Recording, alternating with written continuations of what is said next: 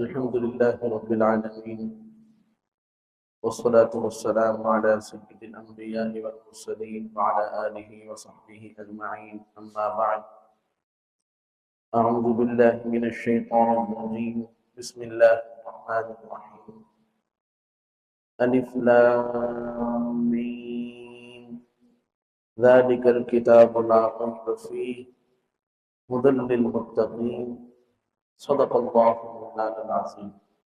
سورۃ البقرہ کی دو آیات آج کے درس میں تلاوت ہوئی ہیں،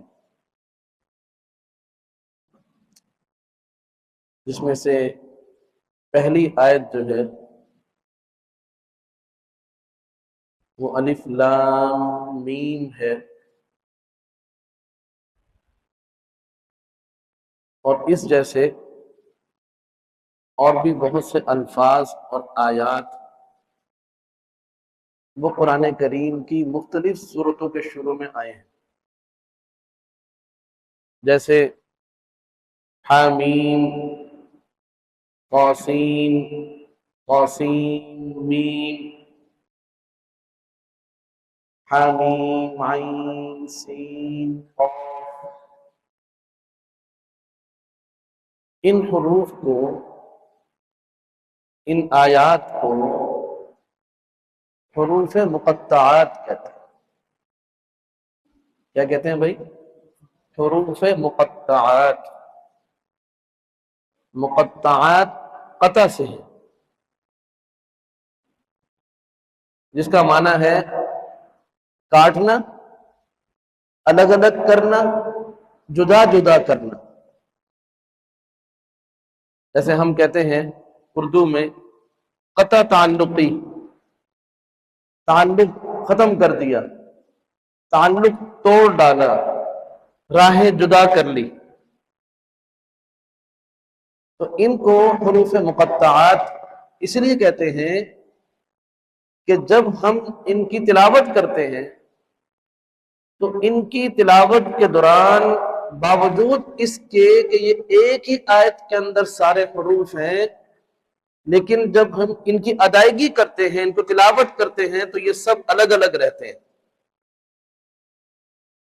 جیسے الف لام میم، حالانکہ ہیں تینوں اکٹھے، ایک ساتھ بھی ہیں، لیکن پڑھنے میں تینوں کیا ہیں؟ الگ الگ ہیں۔ اس لیے ان کو حروف مقطعات کہتے ہیں۔ یہ حروف مقطعات یہ ایسے ہیں کہ اس کا معنی نہ جناب نبی کریم صلی اللہ علیہ وآلہ وسلم نے صحابہ اکرام کو بتایا، اور نہ کبھی صحابہ اکرام نے آپ صلی اللہ علیہ وسلم سے پوچھا۔ بہت سے احتمالات لوگوں نے بیان کیے کہ اس کا یہ معنی ہے، اس میں یہ راز ہے، بہت ساری باتیں بیان کی، لیکن سب سے بڑی حقیقت یہی ہے کہ نہ جناب نبی کریم صلی اللہ علیہ وسلم نے اس کا معنی مفہوم بیان فرمایا، اور نہ کبھی صحابہ اکرام رضوان اللہ تعالی علیہم اجمعین نے کبھی پوچھا۔ آپ صلی اللہ علیہ وسلم نے اس لیے بیان نہیں فرمایا کہ اللہ تعالیٰ نے آپ کو بیان نہیں فرمایا، یا آپ کے پاس اس کا بیان تھا لیکن آپ کو اس کے بتانے کی اجازت نہیں تھی۔ اور صحابہ اکرام رضوان اللہ تعالیٰ علیہم اجمعین کا مزاج یہ بنایا گیا تھا کہ وہ جناب نبی کریم صلی اللہ علیہ وسلم سے غیر ضروری یا کوئی ایسا سوال کہ جو آپ صلی اللہ علیہ وسلم نے بتایا ہی نہیں تو اس کے پیچھے نہیں پڑا کرتے تھے کہ بھی ہم غیر ضروری سوالات کریں، اور آپ صلی اللہ علیہ وسلم نے ایک بات نہیں بتائی تو ہم اس کے پیچھے پڑ جائیں کہ آپ ہمیں ہر صورت بتائیں۔ اس لیے کہ یہ بھی بہت بڑی بے ادبی ہوا کرتی ہے کہ اپنے بڑوں سے، اپنے اساتذہ اکرام سے غیر ضروری سوالات کرنا۔ یہ نہیں کہ سوال کرنا منع ہے، یہ بھی ایک قبیح عمل ہے، ایک برا عمل ہے کہ کوئی شخص جو ہے وہ دین سے متعلق سوال ہی نہ کرے۔ سوال کرنا چاہیے، لیکن غیر ضروری سوال یا سوال کرنے کی وجہ یہ ہے کہ پہلے بتایا گیا، اس کو صحیح سے سنا نہیں، توجہ کی نہیں، اور بعد میں پریشان کرنا شروع کر دیا؟ ہاں توجہ سے سنا ہے، بس پھر بھی سمجھ میں نہیں آئی تو ضرور پوچھنی چاہیے۔ بلکہ میں تو اپنے سبق میں یہ کہا کرتا ہوں کہ ایک مرتبہ نہیں، کئی مرتبہ پوچھو، مجھے خوشی ہوتی ہے، اس لیے کہ اگر مجھے علم نہیں ہوگا تو کم سے کم مجھ پر اپنا جہل تو صاف واضح ہو جائے گا، اپنی جہالت تو سامنے آ جائے گی کہ بھئی یہ بات مجھے معلوم نہیں ہے، لہٰذا میں کس سے پوچھ کے بتا دوں گا، اس میں کون سی بات؟ اس بات سے کبھی پریشان نہیں ہونا چاہیے کہ کوئی پوچھے تو میں جواب نہیں دے سکوں تو کیا ہوا بھائی، تم اللہ تھوڑی ہو جو ہر بات کو جانو، وہ تو اللہ تعالیٰ کی ذات ہے جو ہر بات کو جانتی ہے۔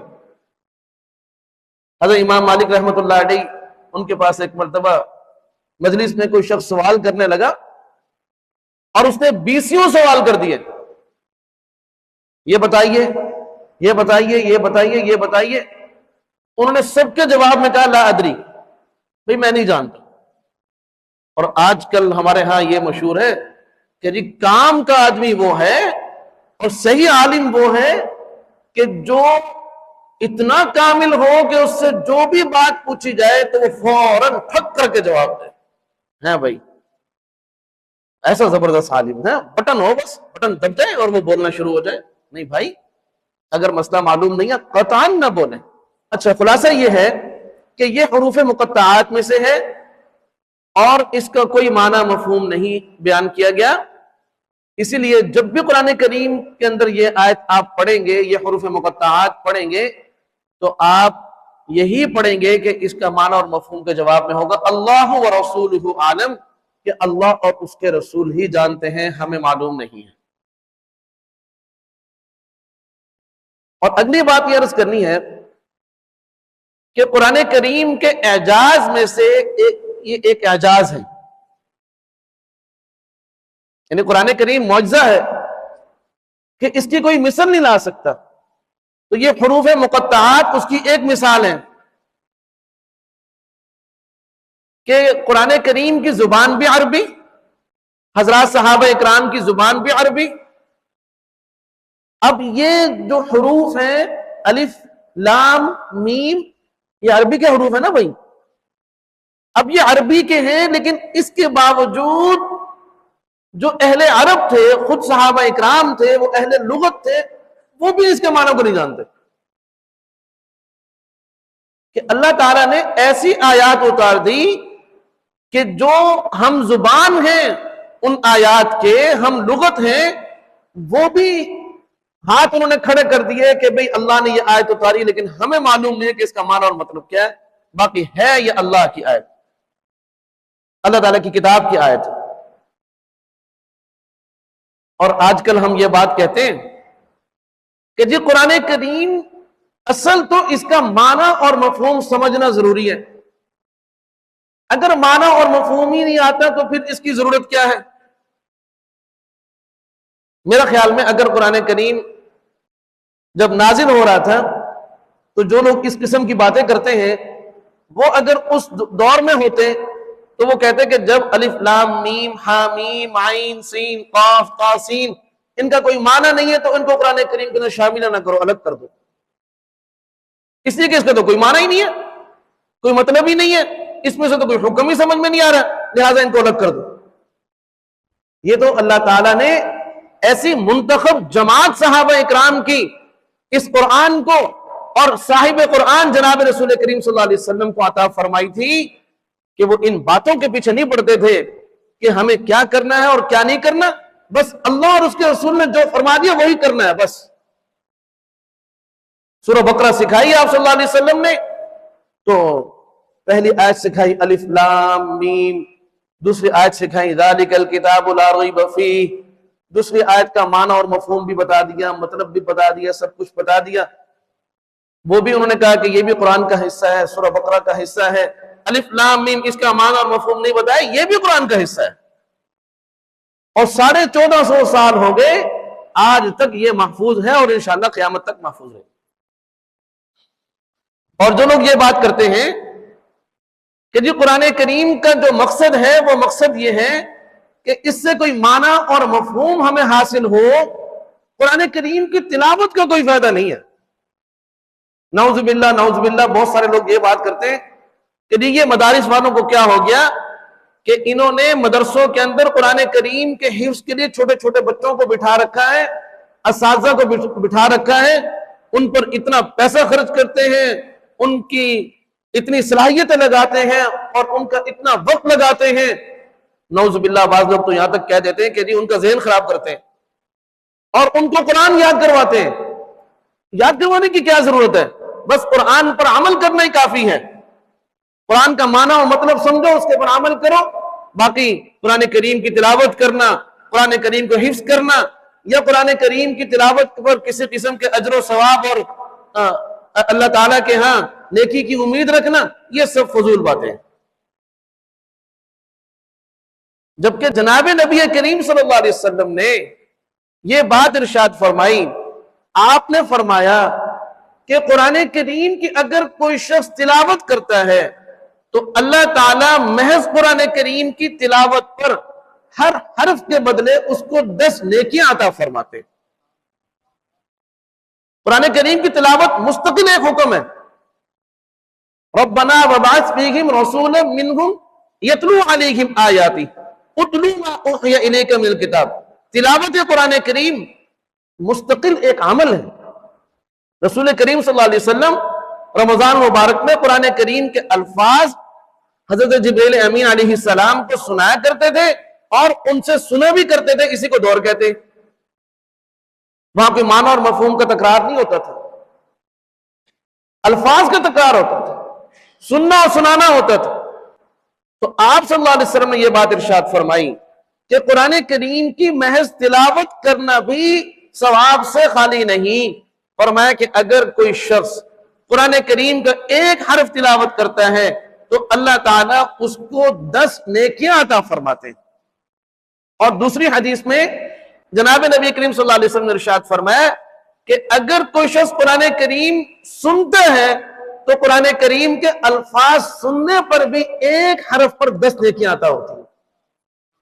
ہمارے اساتذہ اکرام حفاظ اور قراء مدرسین قرآن کریم کے، وہ قرآن کریم سارا دن سنتے ہیں تو قرآن کریم سننے پر بھی ان کو اجر مل رہا ہے، اور آپ سارا دن قرآن کریم سناتے ہیں، آپ کو سنانے پر بھی اجر مل رہا ہے.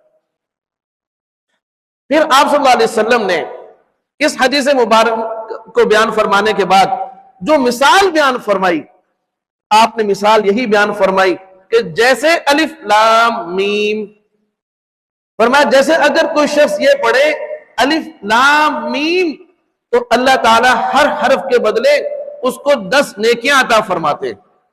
حالانکہ الف لام میم کا ابھی آپ نے پڑھا کہ کوئی معنی نہیں ہے، یعنی بغیر معنی والی آیت کی تلاوت کی مثال دے کر آپ صلی اللہ علیہ وسلم نے یہ بات امت کو سمجھا دی کہ معنی اور مفہوم تمہیں آئے نہ آئے، قرآن کریم کی صرف تلاوت بھی باعث ثواب ہے، باعث اجر ہے، ہر حرف پر 10 نیکیاں ملیں گی. آپ نے مثال ہی ایسے حرف کی دی، ایسے حروف کی دی، ایسی آیت کی دی کہ جس کا کوئی معنی اور مطلب ہی نہیں. تو جب بغیر معنی اور مطلب والی آیت کے وہ 10 نیکیوں کا ثواب مل رہا ہے، اگر کوئی شخص قرآن کریم کی ایسی آیت کی تلاوت کرے کہ جس کا معنی اور مفہوم بھی ہو اور وہ قرآن کریم کی تلاوت بھی کر رہا ہے اور اس کے معنی اور مطلب پر بھی غور و خوض کر رہا ہے اور اس کا علم حاصل کر رہا ہے، تو اللہ تعالیٰ کئی گنا بڑھا کر اس کو اجر عطا فرمائیں گے. تو قرآن کریم ہر اعتبار سے باعث اجر و ثواب ہے، باعث فضیلت ہے. تو الف لام میم یہ جتنے بھی حروف ہیں ان سب پر اللہ تعالیٰ نے یعنی ان پر بھی اجر و ثواب رکھا ہے کہ جن کا معنی اور مطلب نہیں. اور پھر آپ صلی اللہ علیہ وسلم نے ایک بات اور ارشاد فرمائی، سبحان اللہ.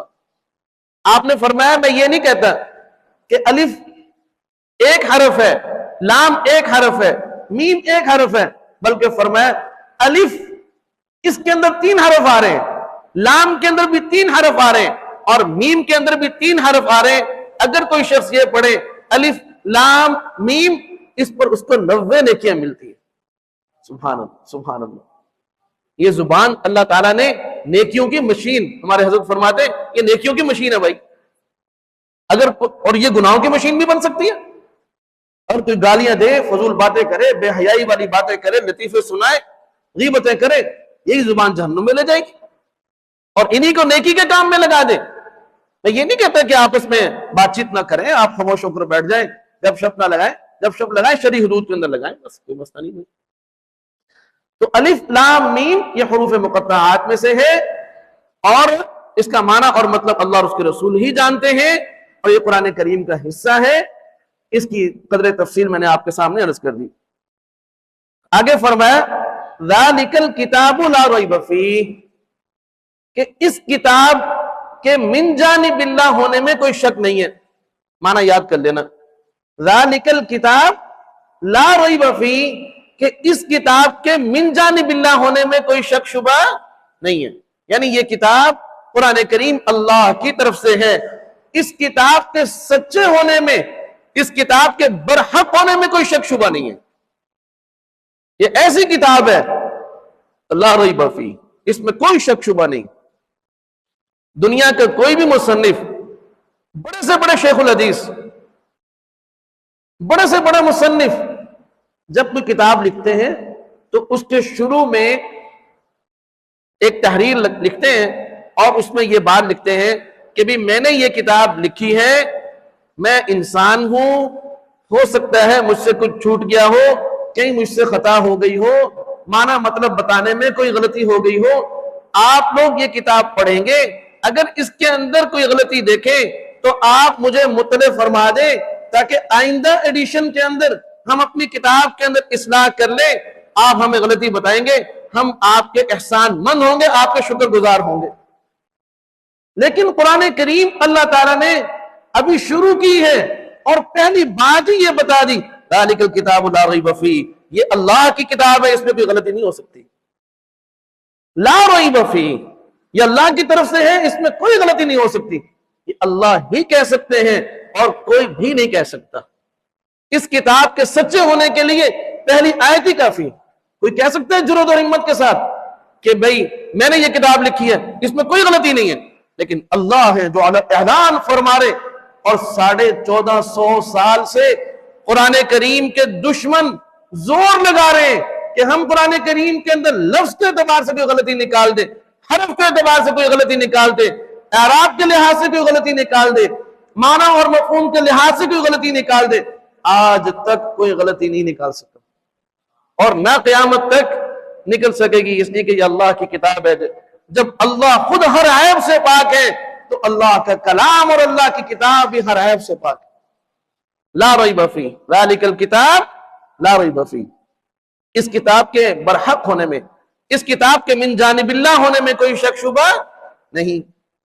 اب آپ کہیں گے کہ آپ یہ کہہ رہے ہیں کہ اس کتاب کے من جانب اللہ ہونے میں کوئی شک شبہ نہیں ہے، جبکہ ہم دیکھتے ہیں کتنے ہی قرآن کے اور اللہ اس کے رسول کے اور اللہ اس کے رسول کے دین کے مخالف وہ یہ کہتے ہیں کہ ہم اس کو اللہ کی کتاب مانتے ہی نہیں ہیں، یہ کتاب ٹھیک ہی نہیں ہے۔ آپ کہتے ہیں کہ اس میں کوئی شک شبہ نہیں، اور وہ کہتے ہیں کہ اس میں سارے ہی شکوک و شبہات ہیں، لہذا ہم اس کو مانتے نہیں۔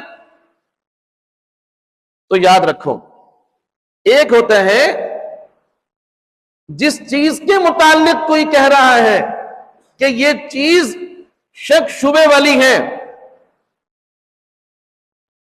ایک تو یہ ہو سکتا ہے کہ واقعتاً وہ چیز شکوک و شبہات سے بھری ہوئی ہو، وہ چیز واقعتاً اس آیت میں اس آیت کے ساتھ ہو، اور دوسری صورت یہ ہے کہ جو یہ کہہ رہا ہے کہ اس کتاب میں یا فلاں چیز کے اندر عیب ہے، نقص ہے، اس میں شکوک و شبہات ہیں، اس کی اپنی عقل ہی درست نہ ہو۔ دونوں طرح کے احتمال ہیں۔ اس کو ایک مثال سے سمجھتے ہیں، جیسے کہ آدمی یہ کہے کہ 2 اور 2 4 ہوتے ہیں، یہ بات بالکل ٹھیک ہے نا؟ 2 اور 2 کتنے ہیں؟ 4 ہے نا؟ اب کوئی آدمی اٹھ کر یہ کہے جی نہیں 2 اور 2 5 ہوتے ہیں، 2 اور 2 کتنے ہوتے ہیں؟ 5۔ اب آپ یہ بتائیں کہ ہم نے یہ بات کہی تھی کہ 2 اور 2 4 ہوتے ہیں، یہ بات بالکل ٹھیک تھی نا؟ اب بات بالکل ٹھیک ہے، اس میں کوئی شک شبہ نہیں ہے، لیکن جو یہ بات کہہ رہے ہیں کہ 2 اور 2 4 نہیں بلکہ 5 ہوتے، اس کی عقل میں خرابی ہے۔ اب وہ کہہ کس کو رہا ہے؟ جو صحیح ہے اس کے اندر شک کا اظہار کر رہا ہے، اور جو بات غلط ہے ڈھیٹ بن کر کہہ رہا ہے کہ میری بات ٹھیک ہے۔ تو ہم یہ کہیں گے کہ بھی بات تو ہماری بالکل ٹھیک تھی، البتہ آپ کا دماغ خراب ہے۔ اگر قرآن کریم کے بارے میں کوئی یہ کہے کہ جی قرآن کریم میں شک و شبہ ہے، تو وہ اکیلا نہیں، اپنے سارے حمایتوں کو لے کر، جتنی اس کی حمایت کرنے والے سب کو لے کر آ جائے، کوئی ایک بات شک والی شبہ والی نکال کر دکھا دے تو ہم کہیں گے جی ماشاءاللہ کیا بات ہے، آپ نے تو اللہ کو بھی نعوذ باللہ شکست دے دی ہے۔ اور اگر نہ دکھا سکے تو ہم کہیں گے کہ بھئی آپ کی عقل خراب تھی، آپ کی عقل خراب ہے، اور قرآن کریم بالکل صحیح ہے، اس میں کوئی شک شبہ نہیں۔ تو ذالک الکتاب لا ریب فیہ، اس کتاب کے من جانب اللہ ہونے میں، حق اور سچ ہونے میں کوئی شک نہیں۔ اور جو لوگ کہتے ہیں شک ہے، ان کا اعتراض کیا ہے؟ ان کا اعتراض یہ ہے، سنو توجہ سے، ان کا اعتراض یہ ہے کہ یہ کتاب نعوذ باللہ نقل کفر کفر نباشر جناب نبی کریم صلی اللہ علیہ وسلم نے خود گھڑی ہے، آپ پر اللہ نے نہیں اتاری، آپ نے اپنی طرف سے یہ کتاب بنا کر لوگوں کو پیش کر دی۔ مولوی صاحب آپ میرے سوال کا جواب دیں، جھوٹ بولنا اچھی عادت ہے بری عادت ہے؟ صرف مسلمانوں کے نزدیک بری عادت ہے یا ساری دنیا کے انسان کہتے ہیں جھوٹ بولنا بری عادت ہے؟ ساری دنیا کے انسان کہتے ہیں کہ جھوٹ بولنا بری عادت ہے۔ اب ایک ہے کوئی صرف جھوٹ، آپ سب نے علیہ اعلان کہا کہ جھوٹ بولنا بری عادت ہے، اور ایک جھوٹ یہ ہے آپ اپنے والد کی طرف، والدہ کی طرف، استاذ کی طرف، کسی دوست کی طرف، کسی بھائی کی طرف اشارہ کر کے کہ اس نے یہ کہا تھا، اس نے یہ کہا ہے، اور اسے نہ کہا ہو، یہ اس سے بڑا جھوٹ ہے کہ نہیں؟ ایک ہے صرف جھوٹ، ایک ہے جھوٹ دوسرے کی طرف منسوب کر کے، یہ اس سے بڑا جھوٹ ہے نا بھائی؟ نعوذ باللہ یہ کفار یہ کہتے ہیں کہ اللہ کے رسول صلی اللہ علیہ وسلم اللہ کی طرف منسوب کر کے نعوذ باللہ جھوٹ بول رہے ہیں۔ اللہ نے یہ بات نہیں کہی، الحمدللہ رب العالمین، الف لام میم ذالک الکتاب لا ریب فیہ، اللہ تعالیٰ نے نہیں کہی، یہ اللہ کے رسول صلی اللہ علیہ وسلم نے، محمد رسول اللہ صلی اللہ علیہ وسلم نے خود بنا لی ہے۔ انا للہ و انا الیہ، تو اس سے بڑا بھی کوئی جھوٹ ہو سکتا ہے پھر؟ تو قرآن کریم یہی بات کر رہا ہے کہ ان کو یہ شک ہے کہ بھئی یہ کتاب قرآن کریم اللہ کی طرف سے نہیں اتری، بلکہ یہ جناب رسول کریم صلی اللہ علیہ وسلم نے خود گھڑ لی ہے، اس کا اختراع کیا ہے، اور یہ خود بنا کر گھڑ کر انہوں نے لوگوں کے سامنے پورا قرآن پیش کر دیا۔ تو اللہ تعالیٰ نے پہلا جواب تو یہ دیا تھا کہ ذالک الکتاب لا ریب فیہ، اس کتاب کے من جانب اللہ ہونے میں کوئی شک نہیں ہے، اور دوسرا جواب چند آیات کے بعد دیا، وَإِن كُنتُمْ فِي رَيْبٍ مِّمَّا نَزَّلْنَا عَلَىٰ عَبْدِنَا، اگر تم اس بارے میں شک میں ہو کہ یہ کتاب ہم نے اپنے بندے جناب محمد رسول اللہ پہ نازل کی ہے، فَأْتُوا بِسُورَةٍ مِّن مِّثْلِهِ، فَأْتُوا بِسُورَةٍ مِّن مِّثْلِهِ، سارا قرآن محمد صلی اللہ علیہ وسلم نے خود بنایا ہے، وہ قریشی ہیں، تمہاری قوم بھی قریش ہے، وہ تمہاری قوم میں سے ہی ہیں، تمہاری لغت بھی عربی، ان کی لغت بھی عربی۔ اب عبد المطلب کے وہ کیا ہیں؟ پوتے ہیں، اور عبداللہ کے کیا ہیں؟ بیٹے ہیں، تم میں سے ہی ہے نا، وہ پورا قرآن کریم گھڑ کر بنا سکتے ہیں۔ تم ایسے کرو، پورا قرآن چھوڑ دو، تم اس قرآن جیسی ایک چھوٹی سی سورت لے آؤ، فَأْتُوا بِسُورَةٍ، فَأْتُوا یہ نہیں کہا کہ اس ایسی اور کتاب لے کے آؤ جس کی 114 صورتیں ہوں، اتنی آیات ہوں، نہیں، فَأْتُوا بِسُورَةٍ مِّن مِّثْلِهِ، اور یہ نہیں کہا کہ اکیلے اکیلے بیٹھ کے بنانا، نقل نہیں لگانا۔ پیپروں میں کیا ہوتا ہے؟ اکیلے اکیلے بیٹھو بھائی، نقل نہیں لگاؤ۔ یہاں اللہ تعالیٰ نے کیا فرمایا؟ وَادْعُوا شُهَدَاءَكُم مِّن دُونِ اللَّهِ، بس ایک اللہ کو چھوڑ دو، اور اللہ کے علاوہ سب کو جمع کر کے ایک صورت بنا کے لے آؤ. ان کنتم صادقین، اگر تم سچے ہو، یعنی تم اپنے جھوٹے الزام لگانے میں سچے ہو. سچے تو ہے نہیں، جھوٹے ہیں.